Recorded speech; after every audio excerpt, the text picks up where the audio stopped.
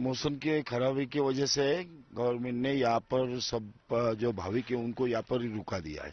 ऊपर जाने के लिए मना किया आज के दिन।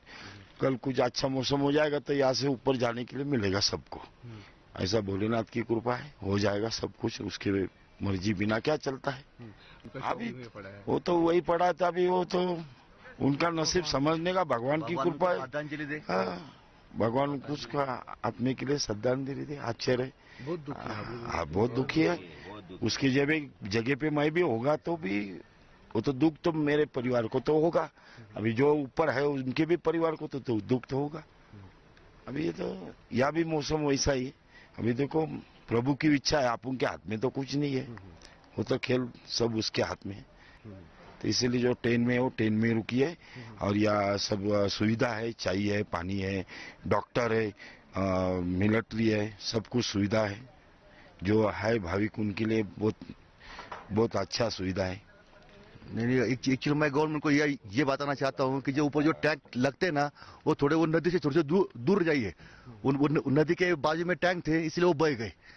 तो ये अगले बार जो वो गवर्नमेंट ध्यान देना चाहिए, थोड़े दूर ही वो टेंट लगाना चाहिए। वो टेंट की वजह से आदमी को नुकसान हुआ है एक्चुअली। कितना दुख है आपके वो तो कोई भी हो हमारे लिए वो एक जैसे भक्त है, इसलिए हमारे एक परिवार ही होगा वो। ऐसे समझिए। बहुत सवेरे देखेंगे। अभी हमने पूछा हुआ था मिलिट्री वालों को, अगर मौसम ठीक होगा तो हम सबको छोड़ेंगे। लेकिन मिलिट्री वाले बोले कि मौसम ठीक नहीं है, इसलिए कुछ बोल नहीं सकते। कितने जने आप यहाँ पे? हम यहाँ पे कम 65 लोग आए। हाँ, सब महाराष्ट्र के आए। और आज सुबह जाने वाले थे अमरनाथ को, लेकिन रात के 12 बजे हमें बताया गया कि अब नहीं होगा, यात्रा नहीं होगी।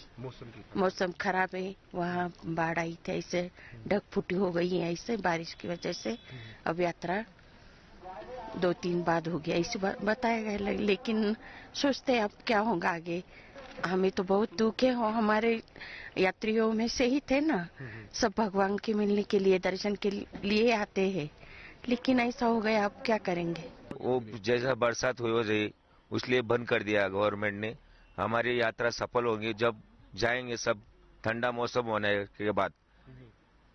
ऐसा काली माता मंदिर से तकरीबन 1-2 किलोमीटर पीछे थे, तब हमने देखा ऊपर से एकदम पानी की बरसात हुई, जिससे बहुत सारा नुकसान हुआ। हमने देखा कई लोग भाग दौड़ एकदम से मच गई वहाँ पे, जिससे अभी तक हमारे 2 पर्सन हैं वो भी नहीं पता चले हैं कि कहाँ पर है। वो भी गुफा में मत्था टेक रहे थे या नहीं टेक रहे थे, उसके बारे में हमें कोई इन्फॉर्मेशन नहीं है।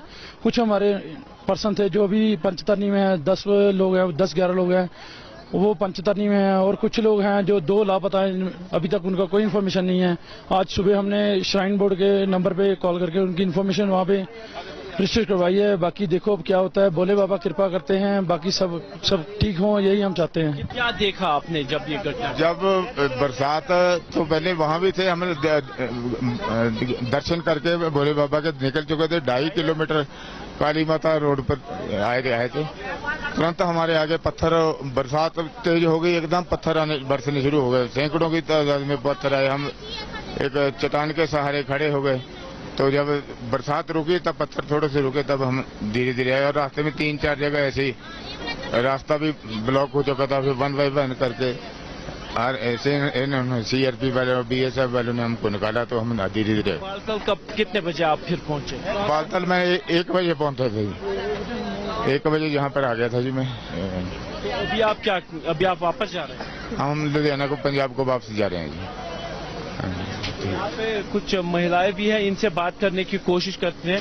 मैडम, आपका नाम और क्या, जब दर्शन करके आप आए थे, क्या आप भी उस जगह पे मौजूद थे? मैं वहाँ पे नहीं थी। मैं सुदेश मित्रा लुधियाना से हूँ। हम लोग पहले पहुँच चुके थे यहाँ पे, लेकिन हमारे जो साथी थे वो वहाँ पे वहीं पे थे। उनके साथ बहुत बुरी तरह, मतलब वो घबराए हुए थे जब वो वहाँ वापस हुए। हमने बड़ी मुश्किल से उनकी व्यवस्था की है। बड़ी मुश्किल में थे वो, बहुत घबराए हुए थे, रो रहे थे जिन्होंने ये लैंडस्केप देखा है। तो क्या कोई लापता है या कोई? हाँ, हमें 2 बंदे लापता है हमारे।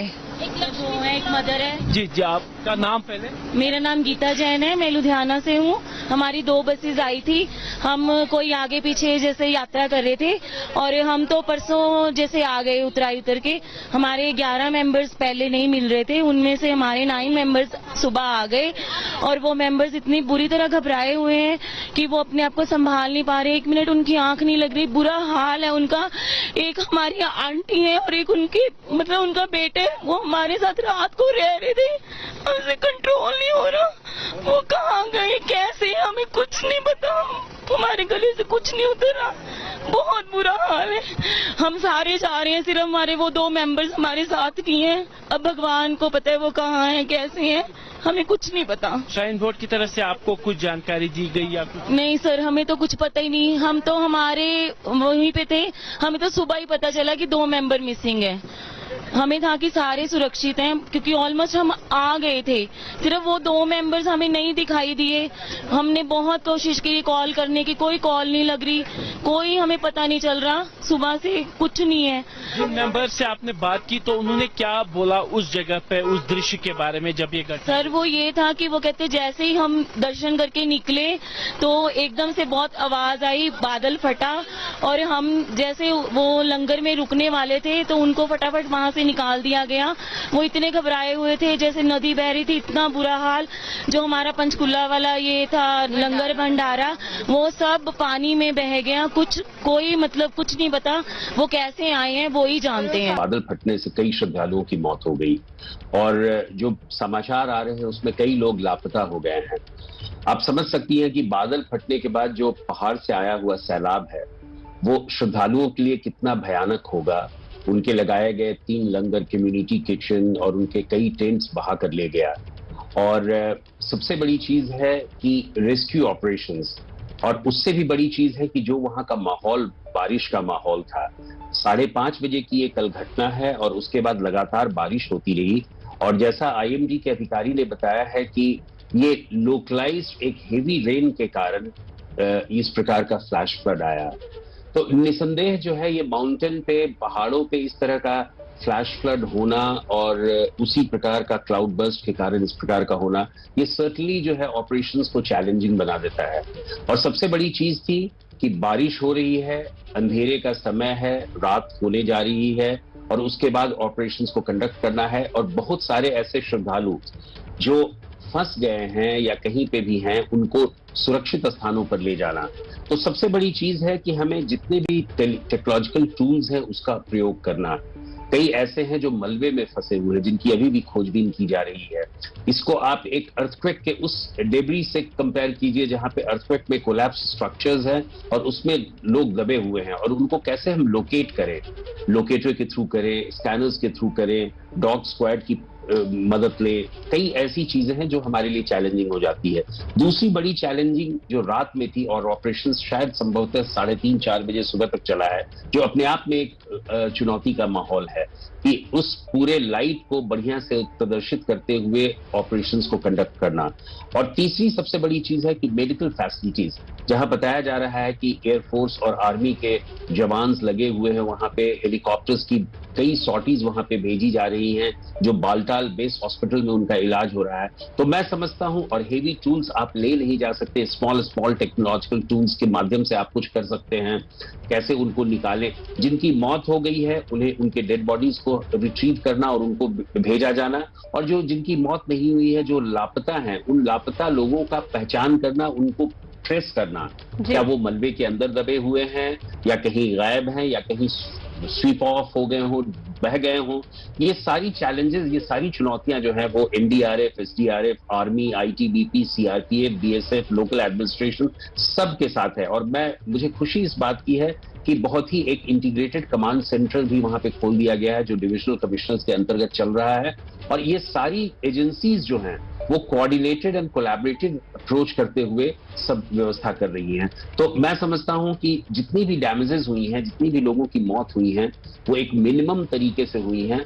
ये हादसा बहुत बड़ा था जिसमें और भी संख्या में लोग मर सकते थे, लेकिन लोकल एडमिनिस्ट्रेशन और विभिन्न एजेंसियों के कोऑर्डिनेटेड अप्रोच से बहुत जल्दी ही इस पर हम लोग काबू पा लिया और रेस्क्यू ऑपरेशंस के कारण हमने उन सभी लोगों को सुरक्षित स्थान पर भेजा। काफी ट्रैफिक हो गया था तो हमने अपनी रोड ओपनिंग और प्रोटेक्शन पार्टी हमारी जो थी उसको लगभग 3 से 4 किलोमीटर तक हमने एक्सटेंड करके रखा। और केव से लेकर पंचतरणी का जो इलाका है वो लगभग 6 किलोमीटर के आसपास का है, वहाँ लोगों को सुरक्षित नीचे लाया गया है। पंचतरणी में मैं बताना चाहूँगा लगभग हम लोगों ने अगर फिगर जोड़ते हैं तो लगभग 15,000 लोगों को हम लोग लेकर के आए हैं सेफली। वो सेफ हैं, साउंड हैं, उनको खाना, दवाइयाँ, बाकी चीज़ें, शेल्टर आदि मुहैया करवाया गया है और वहाँ लोगों से बात भी हुई है उनकी। लोग अपने परिजनों के टच में हैं मोस्टली, और अगर आवश्यकता पड़ रही है तो फोर्सेस के द्वारा उनको कम्युनिकेशन भी उपलब्ध करवाया जा रहा है। रात को लगभग 3:38 तक हम लोगों ने लगभग सारे लोगों को ट्रैक से निकाल लिया था और वो ट्रैक अब पूरी तरह से खाली है। अंदेशा था कि शायद बारिश और तेज होगी तो पानी का लेवल बढ़ सकता है, लेकिन सौभाग्य से बहुत ज़्यादा बारिश नहीं हुई है रात के बाद से, और अभी जो नाले का बहाव है वो सामान्य हो चुका है। सुबह से हमने और इंटेंसिफाई किया है जो इलाके हैं जहां पर हमको लग रहा है कि मिसिंग लोग हो सकते हैं। जैसा कि हमें सूचना मिली है स्थानीय प्रशासन से भी कि लगभग 30 से 40 के बीच में लोग अभी मिसिंग हो सकते हैं उस इलाके में। तो सभी एजेंसी, जिसमें कि ITBP के साथ Indian army, CRPF, NDRF, SDRF और जम्मू कश्मीर पुलिस, सभी के साथ मिलकर हम लोग लगातार अभियान को अंजाम दे रहे हैं। जो लोग घायल थे उनको हेलीकॉप्टर्स के माध्यम से भी नीचे लाया गया है। जो बेस में ही थे वहां पर उनको वहीं पर रात को फर्स्ट एड भी दिया गया था। फिलहाल स्थिति ये है कि पूरे इलाके को अलग अलग क्षेत्रों में, खास करके जो गुफा वाला क्षेत्र है जहां पर 200 से 500 मीटर के बीच का जो इलाका है, वहां पर कई इलाके ऐसे हैं जहां पर ऐसा अंदेशा है कि जो मिसिंग लोग हैं वहां हमको मिल सकते हैं। वहां लगातार हम लोग अपना जो सर्च अभियान है उसको जारी रखे हुए हैं।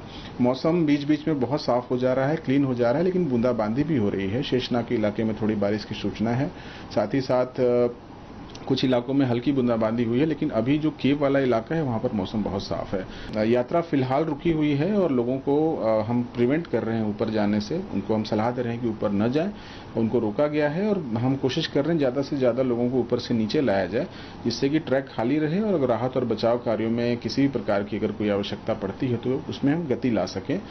जो पूरा क्षेत्र है वो अभी सामान्य स्थिति, वहां कोई पैनिक की स्थिति नहीं है। सभी यात्री सुरक्षित हैं। कई लोगों से हमारी टीम्स ने बात भी की है और जो हेल्पलाइन नंबर जारी किए गए हैं उन पर काफी लोगों के फोन्स भी आए हैं और लगातार रिस्पांस मिल रहा है। स्थानीय प्रशासन की तरफ से बहुत ज्यादा